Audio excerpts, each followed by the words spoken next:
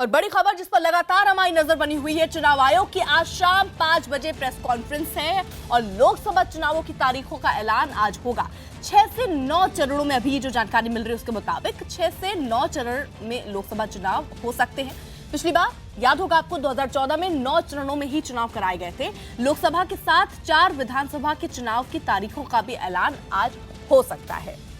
तो कुल मिलाकर थोड़े वक्त का इंतजार और यहां पर कहा जा सकता है 4 से 4.5 घंटे का इंतजार और उसके बाद आज प्रेस कॉन्फ्रेंस है चुनाव आयोग की और उसमें कई चीजें साफ हो जाएंगी कि आखिरकार कौन कौन से वो राज्य हैं जिनमें विधानसभा चुनाव लोकसभा चुनाव के साथ ही किया जा सकता है। नजर जम्मू कश्मीर पर भी है कि क्या जम्मू कश्मीर में भी विधानसभा चुनाव लोकसभा चुनाव के साथ ही होंगे। इस पर भी कई गुत्थियां उलझी हुई है। साफ 5 बजे हो पाएगा। इससे पहले 2 दिन पहले ही मीटिंग सुनील अरोड़ा जो कि मुख्य चुनाव आयुक्त हैं वो पहुंचे थे, उन्होंने मीटिंग भी की थी और उसके बाद तमाम पहलुओं पर जांचा परखा गया है क्योंकि स्थिति जम्मू कश्मीर की किसी से छिपी नहीं है। किस तरीके की स्थिति है उन सब पहलुओं पर गौर करते हुए आज फैसला लिया जाएगा। फैसला तकरीबन हो ही गया होगा और ऐलान कह लीजिए एक तरीके से 5 बजे शाम को होने वाला है। और इसके साथ ही उड़ीसा, सिक्किम, आंध्र प्रदेश और अरुणाचल प्रदेश, ये 4 राज्य हैं जिन पर आज तारीखों का ऐलान हो सकता है जब शाम को 5 बजे प्रेस कॉन्फ्रेंस चुनाव आयोग की होगी कि इन राज्यों में भी क्या विधानसभा चुनाव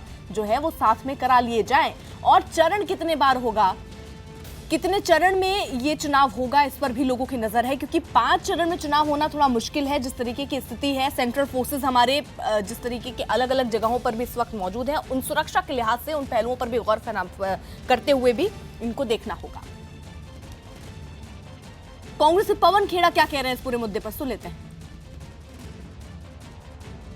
चुनाव आयोग लोकसभा चुनाव की घोषणा आज करेगा शाम 5 बजे। इस वक्त हमारे साथ बात करने के लिए कांग्रेस के प्रवक्ता पवन खेड़ा हैं। क्या होगा इस बार चुनाव में? नई सरकार आएगी, ताजी सरकार आएगी और इस सरकार की तमाम गलतियों को सुधारेगी। देश को एक सुदृढ़ प्रशासन मिलेगा जो पिछले 5 साल में नहीं दिखा। लेकिन सरकार का कहना है, बीजेपी का कहना है कि मोदी हैं तो मुमकिन है, इसीलिए 2019 में मोदी सरकार की फिर वापसी होगी। मोदी है तो मुमकिन है तो हम भी मानते हैं। करोड़ों नौकरियां खत्म हो गई, मोदी है तो मुमकिन है। कश्मीर में 350 किलो RDX चला आया, मोदी है तो मुमकिन है। किसानों की हालत गंभीर हो गई है, मोदी है तो मुमकिन है। बिल्कुल, नीरव मोदी, मेहुल चोकसी, विजय माल्या भागकर अब अमीर होते चले जा रहे हैं, मोदी है तो मुमकिन है। देश की हालत, अर्थव्यवस्था की हालत देख लीजिए, बिल्कुल सही बात है, मोदी है तो मुमकिन है। एक बार बार सवाल उठा, आप लोग भी बार बार ये कहते हैं कि अगर तमाम विपक्षी पार्टियां एकजुट हो जाए तो बीजेपी को हराया जा सकता है, मोदी सरकार को हराया जा सकता है। उत्तर प्रदेश में अभी तक कोई महागठबंधन बड़ा नहीं बना, बिहार में महागठबंधन की घोषणा होनी बाकी है, वहाँ आप लोग मजबूत है, महागठबंधन मजबूत है। पश्चिम बंगाल में TMC के साथ आप लोग नहीं जा रहे, तो कैसे चुनौती देंगे? कि कई राज्य हैं जहाँ राष्ट्रीय पार्टियाँ मजबूत नहीं हैं। भारतीय जनता पार्टी भी है उनमें, कांग्रेस भी है उनमें, कई राज्यों में मजबूत है। तो अलग अलग राज्यों की और राज्यों में भी अलग अलग सीटों की अलग अलग वास्तुस्थिति है, उसके आधार पर ही गठबंधन होते हैं। पहले भी होते आए हैं, आगे भी आपको दिखेंगे। अंतिम सवाल, 2019 में जब कांग्रेस पार्टी चुनाव मैदान में उतरेगी, चुनाव की घोषणा के बाद नारा क्या होगा, कांग्रेस के पक्ष में और सरकार के विरोध में? आपको बहुत जल्दी नारे सुनाई देंगे, अब तो नारों का ही मौसम शुरू हो रहा है। तो बदलाव होगा, ये कहना है कांग्रेस पार्टी का। देखना होगा कि एक बार चुनाव की घोषणा के बाद किस तरह से कैंपेन जो है जोर पकड़ता है। आने वाले वक्त में अप्रैल और मई में मतदान की तिथियां होंगी। कैमरा पर्सन नीरज तिवारी के साथ नीरज कुमार, न्यूज़ 18 इंडिया, दिल्ली। हमारे साथ कुछ खास रिपोर्टर लगातार बने हुए हैं जो पल पल की जानकारी से जुड़ी हुई जो स्थिति बनती हुई नजर आ रही है उसके बारे में भी बता रहे। विक्रांत यादव हमारे साथ जुड़े हुए हैं, हमारे साथ विवेक गुप्ता मुंबई से, चंद्रमोहन कुमार हमारे साथ जुड़े हुए हैं और नरेंद्र यादव भी हमारे साथ जुड़े हुए हैं। नरेंद्र, सबसे पहले मैं आपका रुख करना चाहूंगी क्योंकि उत्तर प्रदेश बेहद खास है। 80 लोकसभा सीटें यहाँ पर और कहते हैं दिल्ली की सत्ता का रास्ता जो है वो इधर ही से होकर गुजरता है। ऐसे में बुआ बबुआ तो साथ आ गए हैं। प्रियंका गांधी को कांग्रेस ने उतार दिया है, बीजेपी की टक्कर बड़ी कड़ी। बिल्कुल, अगर उत्तर प्रदेश में देखा जाए तो महागठबंधन की बात की जा रही थी, लेकिन उतना बड़ा गठबंधन नहीं बन पाया। लेकिन बहुजन समाजवादी पार्टी और समाजवादी पार्टी ने जो गठबंधन किया है अपने आप में इसको बड़ा माना जा सकता है। वहीं कांग्रेस पार्टी भी इसमें आगे चल रही है। उन्होंने 11 उम्मीदवारों की अब तक ऐलान कर चुका है, अपनी सीटों का उन्होंने ऐलान कर दिया है कि ये प्रत्याशी मैदान में होंगे। वहीं समाजवादी पार्टी भी अब तक अपने 9 प्रत्याशियों को मैदान में उतार चुकी है। अगर बात की जाए प्रगतिशील समाजवादी पार्टी लोहिया की, जिसको शिवपाल यादव ने बनाया है, तो अभी तक उनका तेवर कुछ सुस्त दिख रहा है। अभी वो चुनावी मैदान में आते हुए नहीं दिखाई दे रहे हैं, क्योंकि उनको अभी गठबंधन बनाना है। उनकी बात राजा भैया से चल रही है, उन्होंने भी एक नई पार्टी बना ली है। तो इस तरीके से देखा जाए तो छोटे दल बनाने का प्रयास किया जा रहा है। और समाजवादी पार्टी, बहुजन समाजवादी पार्टी तो भारतीय जनता पार्टी के सामने एक बड़ी चुनौती पेश ही कर रही है।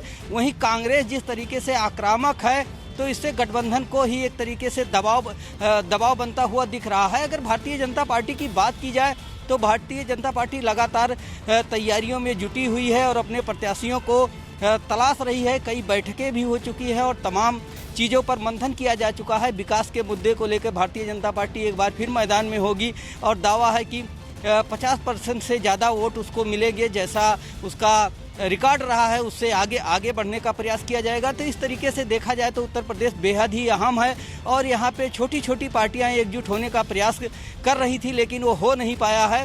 ओम प्रकाश राजभर जो अलग जाने की बात कर रहे थे, अमित शाह से बात होने के बाद वो भारतीय जनता पार्टी के पाले में खड़े हुए हैं। अपना दल भी थोड़ा ना नुकर करने के बाद अनुप्रिया पटेल भी मान गई हैं, वो भी भारतीय जनता पार्टी के साथ रहेंगी। तो भारतीय जनता पार्टी भी कहीं से कमजोर नहीं दिख रही है। उसके जो नरेंद्र यादव, आपकी पड़ोसी राज्य, क्योंकि बात कर लेते हैं पटना के भी, चंद्रमोहन हमारे साथ हैं।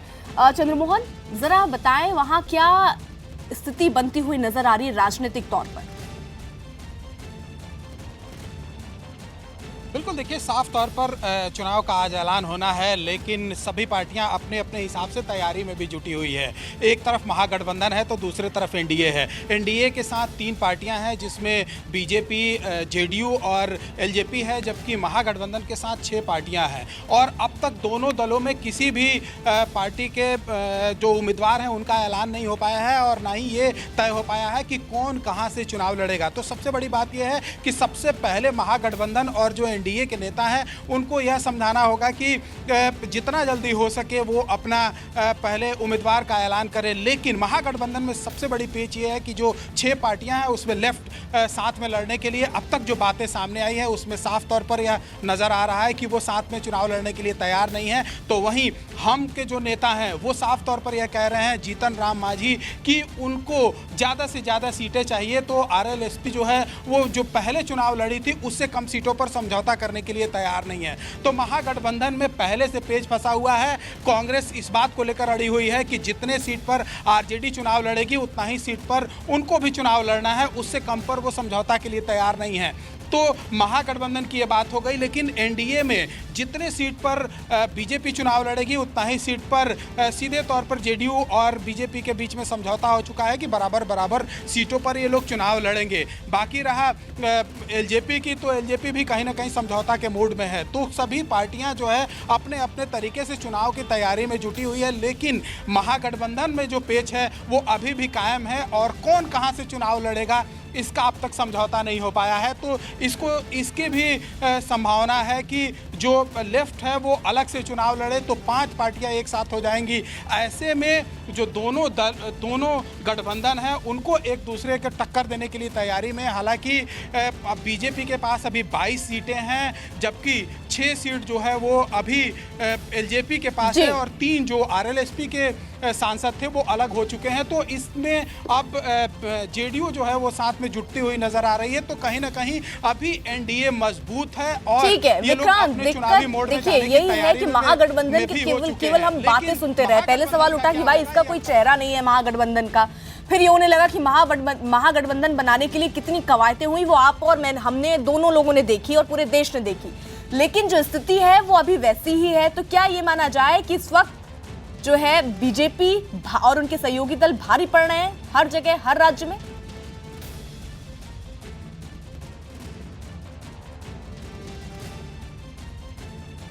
विक्रांत, देखिए बिल्कुल अर्पिता, जो आपने बात कही कि बीजेपी के पास हमने अगर देखें कि बीजेपी के कुछ साथी बीजेपी से अलग हुए, जैसे एक बड़ा राज्य है चंद्रबाबू नायडू, वहां से अलग हुए बीजेपी से, लेकिन बीजेपी ने उसके बाद भी एक जो जीत की जिजीविषा होती है वो साफ दिखाई दी बीजेपी में। और बीजेपी का एक खास बात जो पूरे चुनाव में आपको देखने को मिल रही है कि वो छोटी छोटी पार्टियों से अभी भी समझौता कर रही है। तमिलनाडु वो गई क्योंकि तमिलनाडु में बीजेपी को पता है कि उसकी राजनीतिक हैसियत उतनी नहीं है, लेकिन वहां पर उसने सत्ताधारी दल अन्ना द्रमुक के साथ समझौता किया। 5 सीटों पर वो सहमत हो गई, बाकी सब सीटें उसने बड़ी पार्टियों के लिए छोड़ दी। इसी तरीके से झारखंड में एक छोटी पार्टी के साथ उन्होंने सुदेश महतो के साथ समझौता किया, 1 सीट उसको दी और बाकी सीटों पर वो खुद लड़ेगी। तो बीजेपी अभी भी ये जानती है कि एक एक सीट इस चुनाव में उसके लिए महत्वपूर्ण है। स्थिति 2014 वाली नहीं है, क्योंकि 2014 में एक दूसरा माहौल था देश में जिसने बीजेपी को एक बड़ी जीत दिलाई थी। बीजेपी इस सच्चाई को स्वीकार कर रही है, लेकिन अगर हम विपक्ष की बात करें तो विपक्ष में ये चीज और जो जीत के लिए जज्बा होता है वो कम दिखाई दे रहा है, उसमें वो फाइटिंग स्पिरिट नहीं दिखाई दे रही, जिसकी बात पिछले काफी समय से महागठबंधन के तमाम बड़े नेता कवायद करते हुए दिखाई दे रहे थे। चंद्रबाबू नायडू, ममता बनर्जी, शरद यादव, ये तमाम बड़े नेता थे जो एक कोशिश कर रहे थे कि राज्यों में कांग्रेस का क्षेत्रीय दलों के साथ गठबंधन हो जाए और जिस राज्य में जो क्षेत्रीय दल मजबूत है उसे वहां पर ज्यादा सम्मान दिया जाए। और कांग्रेस से ये अपील भी कई लोगों ने की थी कि आप बड़ा दिल दिखाइए राजनीति में, लेकिन हमने देखा कि ना दिल्ली में समझौता हो पाया आम आदमी पार्टी के साथ, बिहार में भी। बिल्कुल विक्रांत, आपने जो एक बड़ी बात कह दी कि बड़ा दिल दिखाने की जरूरत थी हर राजनीतिक दल को, जो विपक्षी पार्टियां हैं, लेकिन शायद हर जो पार्टियां हैं वो अपने स्वार्थ के बारे में सोचने लगी, उनको अपनी अपनी सीटों के बारे में सोचने लगी, इसलिए शायद महागठबंधन बन नहीं पाया। फिलहाल अब 2019 का चुनाव आपके सामने है और तैयारी हर पार्टी की जो है वो सबके सामने है। नीरज हमारे साथ बने हुए हैं लगातार। नीरज, क्योंकि 5 बजे तक का तो इंतजार करना ही होगा, जो तस्वीर साफ होगी जिस पर यह ऐलान होगा कि आखिरकार कौन कौन से जगह पर कब तारीख, कौन सी तारीख है, वो तारीखों का ऐलान तो हो ही जाएगा। विधानसभा चुनाव कहां हो सकते हैं उसका भी ऐलान हो जाएगा, लेकिन इन सब के बीच जरा ये बताइए कि आखिरकार जो आपके पास, मैं लौटूंगी, महेश शर्मा हमारे साथ केंद्रीय मंत्री इस वक्त जुड़ चुके हैं। महेश शर्मा जी, बहुत बहुत स्वागत है आपका। जरा बताइए, क्योंकि अब से तकरीबन लगा लीजिए 4 घंटे के बाद ऐलान हो जाएगा, तैयार है बीजेपी? देखिए, बीजेपी एक कैडर बेस्ड पार्टी है और जहां 12 करोड़ कार्यकर्ताओं की संख्या और उसके साथ साथ हमारी संगठन शक्ति के प्रतीक हमारे राष्ट्रीय अध्यक्ष अमित शाह जी का नेतृत्व और हमारे प्रधानमंत्री जी के द्वारा ऐतिहासिक किए हुए कार्यों के साथ हम हर वक्त तैयार रहते हैं। हमारे लिए ये कोई नई व्यवस्था नहीं है। कैडर बेस्ड पार्टी के लिए इस तैयारियों में हम, जब एक चुनाव खत्म हो जाता है तो अगले चुनाव की तैयारी में हम लोग लग जाते हैं। लेकिन पिछले साल भर से हम लोगों ने जितने चुनाव की तैयारियां कर ली हैं, मैं समझता हूं इस वर्ष हमारे कार्यकर्ताओं का जोश और देश की जनता का विश्वास हमारी पार्टी में और एनडीए में बहुत अधिक बढ़ गया है। उसका एक बहुत बड़ा कारण हमारे प्रधानमंत्री नरेंद्र मोदी जी का कद, उनके कद के सामने किसी भी विपक्ष के नेता का बहुत बौना होना, मैं समझता हूँ आज इस बार इतिहास लिखने जाएगा। बीजेपी एनडीए मिलकर 400 से सीटें अधिक हम प्राप्त करेंगे। महेश शर्मा जी, अगर हम पिछली बार 2014 से बात करें, जो माहौल उस वक्त था वही माहौल बीजेपी, क्योंकि आपने भी चीजों को बहुत ग्राउंड से देखा होगा, जरा बताइए क्या आप वही लहर, वही चीज इस वक्त भी महसूस कर रहे हैं, आपकी पार्टी महसूस कर रही है? देखिए, उस वक्त हमने खाली कहा था कि हम ये करेंगे। उस वक्त 3 बार का मुख्यमंत्री का पद पर काम कर मोदी जी हमारे बीच में आए थे और उन्होंने एक विश्वास जगाया था देश की जनता में कि देश को हम अच्छी गवर्नेंस और विकास के रास्ते पर आगे लेकर चलें। इस 5 साल में, जैसा कि प्रधानमंत्री जी ने कहा है, कि हमने अपने देश की आवश्यकताओं को पूरा किया है। आने वाले 5 समय में हम देश की आकांक्षाओं को पूरा करेंगे। तो कोई भी एक ऐसी घोषणा आप बताएं जो हमने शुरू की हो और उस पर अमल ना हुआ। कोई भी एक भी ऐसी घोषणा जिस पर मैं कहता हूँ 50%, 60%, 90%, 100% काम हुआ है। मैं अपने क्षेत्र का बताना चाहता हूँ, करीब 6 ऐसी योजनाएं हम लोगों ने शुरू करी जिनका शिलान्यास भी हमने किया और जिनका उद्घाटन भी हमने किया। मैं शर्मा जी, वो क्योंकि जनता देख रही है, और कौन कौन से वो अहम मुद्दे होंगे, क्या ऐसा आपके विकास की चीजों को आप गिनाना चाहेंगे जिसको लेकर 2019 का जो लोकसभा चुनाव सामने है उस पर आप उतरेंगे? देखिए, पहली बात तो अगर मैं सबसे बड़ी बात कहूँ तो देश का विश्वास जगाया है मोदी जी ने, कि देशवासियों को हमारी राजनीतिक व्यवस्था, प्रशासनिक व्यवस्था में विश्वास जागा, जो डिप्रेशन का माहौल था वो खत्म हुआ है। दूसरा, कनेक्टिविटी के माध्यम से रोडों का जाल हमने पूरे देश भर में बसाया है। तीसरा, आम आदमी के हित के लिए, गरीब आदमी के हित के लिए अब तक गरीबी एक नारा थी, इस बार गरीबी पर काम हुआ है। देशवासियों को घर देने का वादा, घर के अंदर एक एक घर, एक एक गांव में बिजली देने का वादा पूरा किया है, सिर्फ घोषणा नहीं पूरा किया है। उसके अंदर गैस का सिलेंडर 6 करोड़ परिवारों को गैस के सिलेंडर देना, ये पूरा किया है। उसके बाद 5 लाख रुपए तक का 10 करोड़ परिवार यानी 50 करोड़ आबादी तक चिकित्सा का सुरक्षा कवर देना। महेश शर्मा जी, मैं आपको बीच में रोक रही हूँ, आप ये जरा बता दीजिए, टक्कर कांग्रेस को मान रहे हैं आप? क्योंकि उत्तर प्रदेश में प्रियंका गांधी जैसा चेहरा भी अब सामने है आपके, और प्लस महागठबंधन जो जहां जैसे बुआ बबुआ का गठबंधन हो गया और जो पार्टियां गठबंधन कर रही हैं, वो चुनौती है बीजेपी के लिए? देखिए, हमारा राष्ट्रीय अध्यक्ष जी का ध्येय है कि हम 51% वोट की ओर जा रहे हैं। फिर हमें इससे फर्क नहीं पड़ता कि गठबंधन कौन कौन मिलकर करेंगे। ये गठबंधन नहीं है, सब देश की जनता जान चुकी है कि जो लोग कुल 35 सीटों पर लड़ रहे हैं, बसपा या सपा, और देश को प्रधानमंत्री चुनने के लिए चाहिए 272, तो बाकी सीटें ये जोड़ तोड़ कर क्या सरकार बनाएंगे? ऐसी सरकारों का पिछला इतिहास है कि उन सरकारों ने क्या किया है। तो मैं समझता हूँ देश की जनता ये जानती है कि इस तरह के गठबंधनों का कोई उपयोग नहीं है। उनके सामने मोदी जी का नेतृत्व, उनका इतिहास बहुत बड़ा कद लिए हुए खड़ा है। तो मैं समझता हूँ चाहे वो कांग्रेस हो, चाहे वो बसपा हो, चाहे सपा हो, या अन्य रीजनल पार्टियां हो, बहुत छोटे पड़ जाते हैं। बहुत बहुत शुक्रिया महेश शर्मा जी हमारे साथ जुड़ने के लिए। प्रकाश जावड़ेकर क्या कह रहे हैं वो सुन लेते हैं। चुनाव की घोषणा हो रही है, तो अब आपको उम्मीद क्या दिख रही है अगले चुनाव? 25 के 25 पूरे देश में 300 के पार लोग बोले, जनता उससे भी अधिक देगी। हमारे साथ हमारे तमाम सहयोगी इस वक्त जुड़े हुए हैं और पल पल की अपडेट आप तक पहुंचा रहे हैं। विक्रांत, क्योंकि नजर इस बात का ही है, क्योंकि अब तकरीबन आपको 4 घंटे का इंतजार और तारीखों का ऐलान हो जाएगा। इसी बात पर ये जिक्र हो रहा है कि आखिरकार चरण कितने होंगे, 6 मान के चले या 6 से 9 के बीच में? 6 से ज़्यादा ही अर्पिता दिखाई दे रहा है, क्योंकि चुनाव आयोग के लिए सबसे बड़ी चुनौती यह है कि इस समय के जो वर्तमान हालात है उसमें जो सेंट्रल फोर्सेस की अवेलेबिलिटी है उसका भी ध्यान रखे। और पिछली बार का जो चुनाव था उसमें 9 चरणों में पूरा चुनाव पूरा हो पाया था, लेकिन कुछ ऐसे चरण थे 1 से 2 से 3 जिसमें बहुत कम सीटें थी। तो चुनाव आयोग हो सकता है कि उन सीटों को एडजस्ट कर दे, लेकिन आज भी चुनाव आयोग के सामने सबसे बड़ी चुनौती यह है कि जो नक्सल प्रभावित इलाका है या फिर जो हमारा जम्मू कश्मीर का इलाका है जहाँ पर टेररिज्म से पीड़ित है, और जिस तरीके से कश्मीर में पाकिस्तान के साथ जो वर्तमान हालात है वो उस तरीके चुनाव को पूरा कर लिया जाएगा। और साथ साथ चुनाव आयोग के लिए ये भी इसलिए भी जरूरी है क्योंकि 4 राज्यों के विधानसभा चुनाव भी उसे साथ में करवाने हैं। अगर जम्मू कश्मीर पर कोई फैसला होता है, क्योंकि सबकी निगाहें उस पर भी टिकी हुई है कि क्या जम्मू कश्मीर के विधानसभा चुनाव की बात घोषणा इसी प्रेस कॉन्फ्रेंस में की जाएगी, क्योंकि वहाँ के जो राजनीतिक दल हैं, चाहे उमर अब्दुल्ला हो, महबूबा मुफ्ती हो या बाकी राजनीतिक दल हो, वो भी ये मांग कर रहे हैं कि राज्य में विधानसभा चुनाव करवाए जाए। और किसी भी राज्य के लिए ज्यादा अच्छी स्थिति यही रहती है कि उसके चुने हुए प्रतिनिधि राज्य का विधानसभा में प्रतिनिधित्व करें।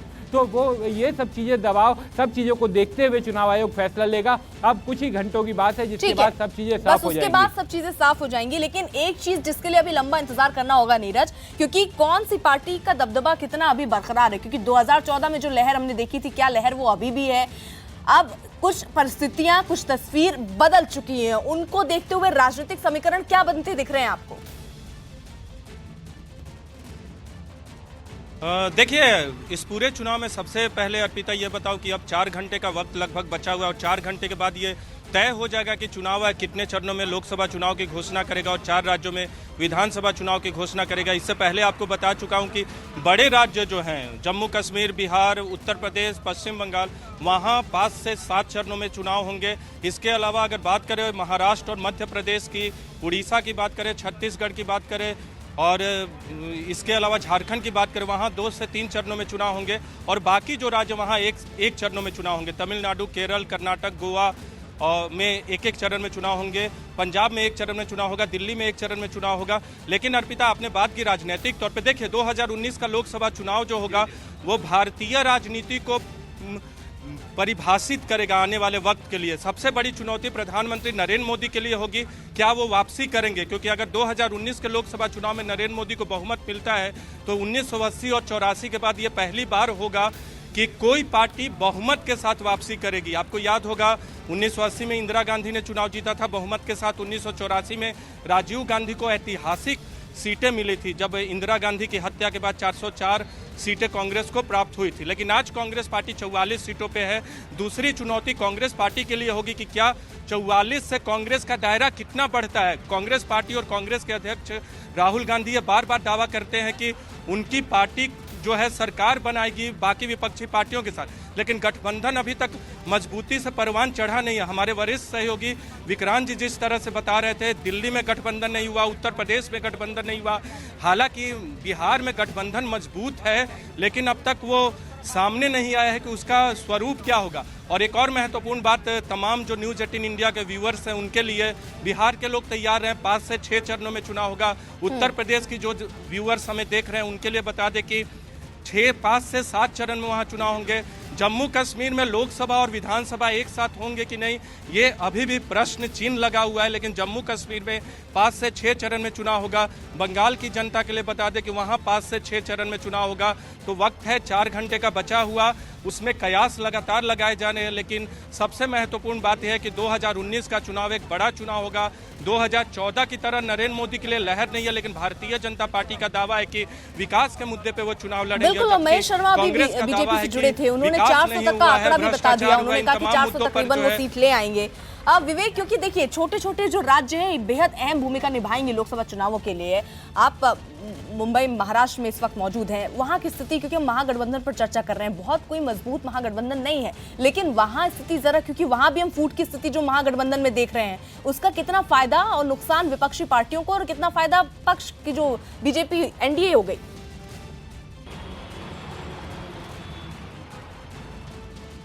अर्पिता, देखिए महागठबंधन का ज़्यादा जो रोल है वो महाराष्ट्र में नहीं दिख रहा है, क्योंकि पिछली बार भी देखा गया था कि बीजेपी और शिवसेना दोनों मिलकर लड़ी थी और अच्छे बहुमत से उन्होंने 48 सीटों पर जीत की थी। और इस बार फिर से गठबंधन सबसे पहले जो ऐलान किया है वो बीजेपी और शिवसेना ने किया है। तो कहीं ना कहीं वो महाराष्ट्र की जनता को ये बताना चाहते हैं कि वो साथ में लड़ना चाहते हैं और जनता को भरोसा दिलाना चाहते हैं कि उनकी अगर सरकार बनेगी सेंट्रल में तो जो फायदा है वो महाराष्ट्र को भी होगा। इसमें अर्पित एक और अहम बात है, ये जो चुनाव लोकसभा का हो रहा है उसकी तैयारी सभी पार्टी कर रही है। साथ ही साथ हम आपको बताना चाहेंगे कि विधानसभा चुनाव भी इसी साल कुछ महीने बाद यानी कि अक्टूबर में है। तो सभी पार्टियां इन दोनों चुनावों को लेकर तैयारी कर रही हैं। और जहां तक एनडीए की बात है तो सबसे अहम बात यह है कि जो आरपीआई के सांसद हैं 18 साहब, वो थोड़े से नाराज हो चुके हैं कि उनका साफ तौर पर कहना है कि इस बार उन्होंने जो सीट का बंटवारा हुआ है बीजेपी और शिवसेना के बीच, उन्हें जगह नहीं दी गई है। तो कहीं ना कहीं बीजेपी पूरी कोशिश कर रही है कि जो सांसद 18 नाराज है उन्हें मनाने की कोशिश की जाए। तो वहीं दूसरी तरफ एनसीपी और कांग्रेस ने गठबंधन का ऐलान नहीं किया है। और जो एक और पार्टी जो सामने आ रही है उसमें जो प्रकाश अम्बेडकर की पार्टी और एमआईएम है, ये दोनों बार बार सवाल खड़े करेंगे वो किसके साथ लड़ेंगे किसके साथ नहीं लड़ेंगे। हालांकि प्रकाश अम्बेडकर की पार्टी ने साफ तौर पर कहा था कि कांग्रेस के साथ महाराष्ट्र में चुनाव लड़ेंगे, लेकिन उन्हें कांग्रेस ने उतनी टिकट नहीं दी जितना प्रकाश अम्बेडकर और एमआईएम मांग रहे थे। तो अब ये कोशिश की जा रही है कि एमआईएम और प्रकाश अम्बेडकर साथ में चुनाव लड़े। हालांकि वो लोग 48 में से जो सूत्र की जानकारी आ रही है सिर्फ 6 सीटों में चुनाव लड़ेंगे। लेकिन जो असली मुद्दा, जो असली अहम सवाल उठ रहा है कि बीजेपी और शिवसेना गठबंधन के बाद अभी तक कांग्रेस और एनसीपी ने गठबंधन का ऐलान नहीं किया है। ये ऐलान बहुत जल्दी हो सकता है और सभी पार्टियां जो महाराष्ट्र में हम छोटी पार्टियों की बात करें या बड़ी पार्टियों की बात करें, वो लोकसभा चुनाव के साथ साथ जो विधानसभा चुनाव है अक्टूबर में, उसकी भी तैयारी। अरुण सिंह भी हमारे सहयोगी इस वक्त जुड़ चुके हैं, पवन खेड़ा है उनके साथ। अरुण,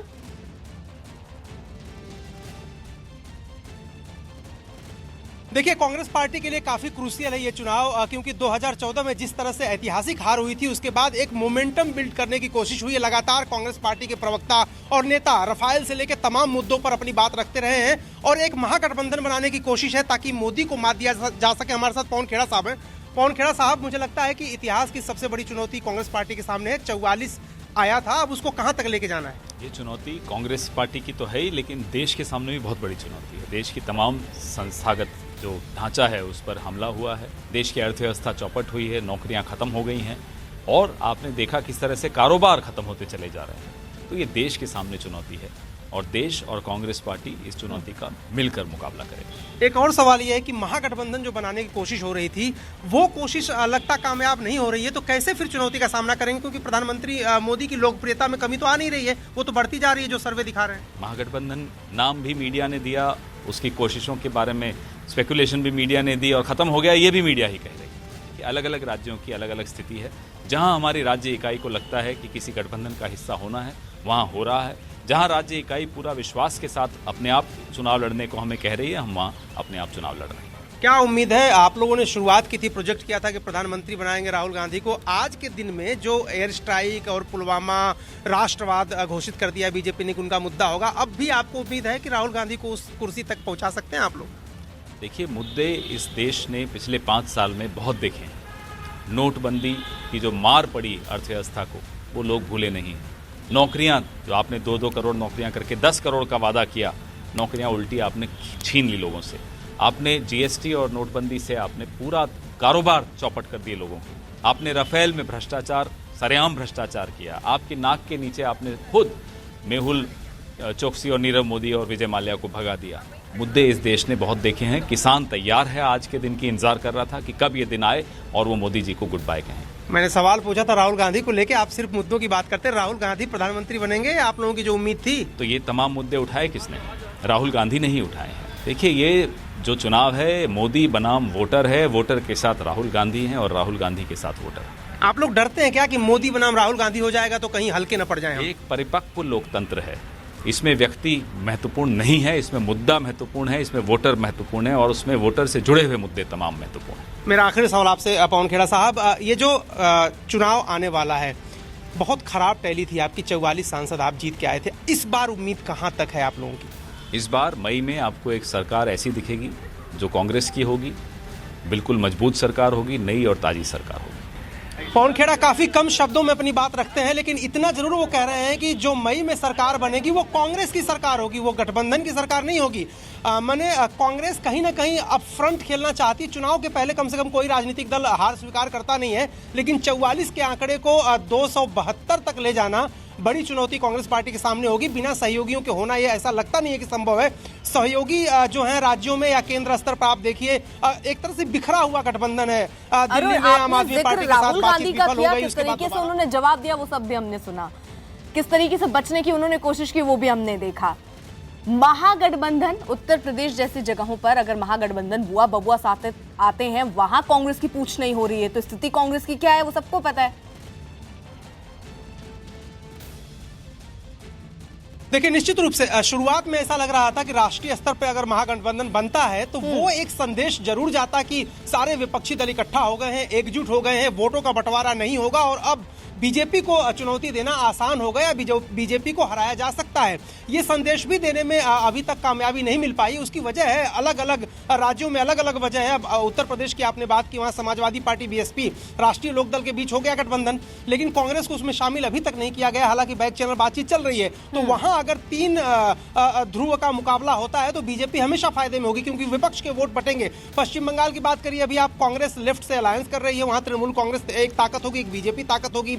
आप अगर दिल्ली की बात करिए, वहां अगर आम आदमी पार्टी अलग लड़ती है, कांग्रेस अलग लड़ती है, तो एक बीजेपी ताकत। तो एक तरह से जो एक मजबूत और टिकाऊ गठबंधन चुनाव के पहले अगर होता तो शायद स्थिति कोई दूसरी होती और एक संदेश भी पॉजिटिव जाता। लेकिन भानुमति के कुनबे की तरह विपक्ष आज बिखरा हुआ है। इन सब से क्या समझा जाए, क्योंकि एक पहले जो मांग उठती थी, हालांकि वो बीच में अब दब भी गई, क्योंकि पूछा जा रहा था भाई महागठबंधन का चेहरा कौन होगा या प्रधानमंत्री के लिए कांग्रेस किसको सामने ला रही है, उस पर कुछ क्लियर कांग्रेस की तरफ से नहीं हुआ। मुद्दे भी कुछ ऐसे बहुत बड़े कांग्रेस की तरफ से उठते हुए नजर नहीं आ रहे। तो ऐसे में ये माना जाए कि ना चाहते हुए भी ये फायदा जो महागठबंधन है आपस की लड़ाई करके उन्होंने बीजेपी को फायदा पहुंचा दिया सीधे तौर पर।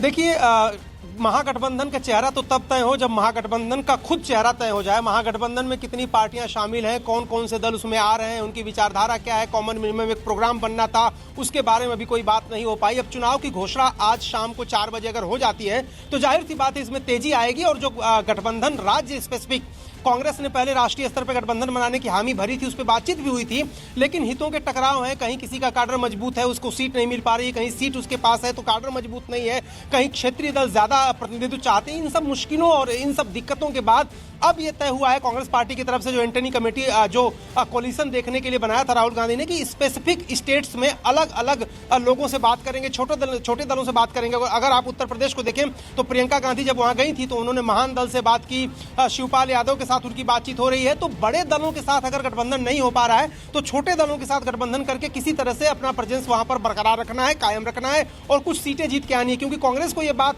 बखूबी पता है कि अगर उनकी खुद की संख्या ज्यादा नहीं होती है तो प्रधानमंत्री पद की नौबत अगर आती है, मैं बार बार कह रहा हूं क्योंकि चुनाव के नतीजे के बाद तय होगा, नौबत अगर आती है तो दावा कैसे पेश करेगी? क्योंकि तृणमूल कांग्रेस की प्रमुख जो है ममता बनर्जी, शरद पवार, ये जो नेता हैं इनके रिजर्वेशन राहुल गांधी के नाम को लेकर रहे हैं, नए नहीं है, दुनिया इनके बारे में जानती है। तो उनको चुप कराने का एक ही तरीका हो सकता था पोस्ट पोल की अगर आपके पास 150 से 200 सीटें हो और तब उनको मजबूरी में 50 किसी के पास 30, किसी के पास 20 सीटें होंगी तो जाहिर सी बात है कांग्रेस का दावा बनेगा। और इसीलिए आपको याद हो कर्नाटक में राहुल गांधी ने कहा था कि जो सबसे बड़ा दल होगा विपक्ष का, स्वाभाविक रूप से वही दावेदार और उम्मीदवार होगा प्रधानमंत्री पद के लिए। तो इसी बिना पे कहा था कांग्रेस ने कि कांग्रेस को लगता था कि 44 जो सीटें उसको हैं उससे अच्छा प्रदर्शन होगा। लेकिन मैं एक बार दोहराता हूं आपको, परिस्थितियां इतनी तेजी से बदली हैं एयर स्ट्राइक जो पाकिस्तान में हुआ उसके बाद, कि उसके बाद विपक्ष की जो रणनीति है उसको नए तेवर में अब नई धार देने की जरूरत है। पुराने जो मुद्दे थे वो कहीं ना कहीं गौण हो चले हैं। बखूबी विपक्ष भी बखूबी से समझ रहा है विक्रांत, क्योंकि 44 सीट पर पिछली बार कांग्रेस समेट गई थी। इसके कारण क्या ये माना जाए महागठबंधन में कांग्रेस ये चाहती है कि उसको राष्ट्रीय पार्टी का दर्जा देकर उसे उसी तरीके से ट्रीट किया जाए, लेकिन जो क्षेत्रीय पार्टियां हैं वो भी बखूबी ये समझ रही है कि पिछली बार 44 सीटें आई है, कांग्रेस का कोई अपना दबदबा नहीं है, क्षेत्रीय पार्टियां अपना दबदबा अपने राज्य में दिखा रही हैं, इसलिए ये महागठबंधन का पूरा चेहरा नहीं बन पाया। देखिए, जब भी इस तरीके का महागठबंधन बनता है, क्योंकि राष्ट्रीय स्तर पर अगर नहीं बन पा रहा था, उसके बाद कांग्रेस की तरफ से ये कोशिश हुई और जो महागठबंधन के बाकी नेता भी हैं उनकी तरफ से ये कोशिश हुई कि राज्य भर हर राज्य में अलग अलग कांग्रेस के साथ गठबंधन हो क्षेत्रीय दलों का, और कांग्रेस एक महत्वपूर्ण भूमिका जो राज्य के मजबूत क्षेत्रीय दल है उनके साथ निभाएं। लेकिन इस मामले में जब गठबंधन किया जाता है तो आपको कुछ अपने अहंकार छोड़ने पड़ते हैं और कुछ क्षेत्रीय दलों को ज्यादा सम्मान देना पड़ता है। आपको मैं एक छोटा सा उदाहरण देना चाहूंगा। बीजेपी इस समय इतनी मजबूत स्थिति में है, उसके बावजूद उसने जब जेडीयू के साथ समझौता किया तो बीजेपी आज 22 सांसदों वाली पार्टी है बिहार में, लेकिन उसने 17 सीटों पर लड़ना कबूल किया और जेडीयू को बराबर की सीटें दी। तो ये दिखाता है कि आप अपने सहयोगी को उतना सम्मान दे रहे हैं, उसका पूरा मान सम्मान कर रहे हैं। तो इस तरीके का सम्मान क्षेत्रीय दल आपसे हमेशा चाहेगा, क्योंकि बड़ी राजनीतिक दल होने के नाते आपकी जिम्मेदारी ज्यादा बढ़ जाती है और कांग्रेस के साथ भी इसी तरह की अपेक्षाएं राजनीतिक दल कर रहे हैं। ये बात ना सिर्फ अखिलेश यादव बोले हैं, संजय सिंह ने आम आदमी पार्टी ने बोला,